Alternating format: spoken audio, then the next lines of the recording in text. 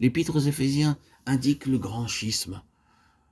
Combien les paroles sont bien connues, mais combien peu connaissent leur vaste contexte sinistre, car nous n'avons pas à lutter contre la chair et le sang, mais contre les dominations, contre les autorités, contre les princes de ce monde de ténèbres, contre les esprits méchants dans les lieux célestes. Résister et tenir ferme après avoir tout surmonté. Tenez donc ferme, Éphésiens 6, 12, 14.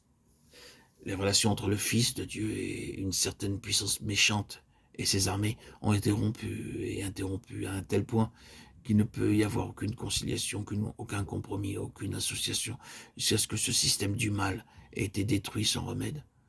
Ce grand schisme a commencé quelque part en dehors de cette terre. Il a ensuite envahi la terre.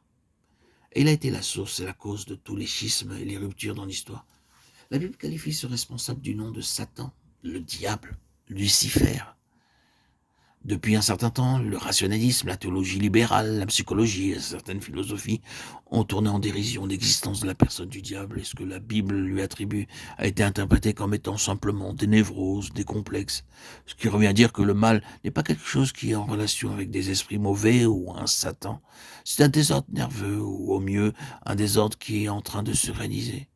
La démonologie est seulement une forme de mythologie. Ainsi, Satan a réussi un coup de maître en persuadant les hommes à croire qu'il n'existe pas. Mais le monde a reçu quelques chocs durant l'histoire récente.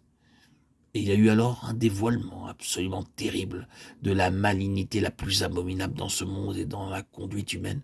Non seulement dans ces domaines qui sont appelés sauvages, non civilisés et arriérés, mais en ce qui concerne la pure méchanceté, l'atrocité, la cruauté calculée. Rien n'a jamais été pire que ce qui s'est fait parmi ceux qui ont été considérés comme des peuples cultivés, évolués, avancés. Leur progrès, très scientifique, a été utilisé pour les horreurs les plus exécrables. Nous pourrions écrire de nombreuses pages sur ce thème, mais nous en abstenons. La Bible est terriblement prouvée, tandis que le cours de ce monde se poursuit et pas de la moindre façon, dans son dévoilement d'une puissance personnelle mauvaise, malveillante, à l'égard du genre humain, et particulièrement de ceux qui se sont alliés au Fils de Dieu.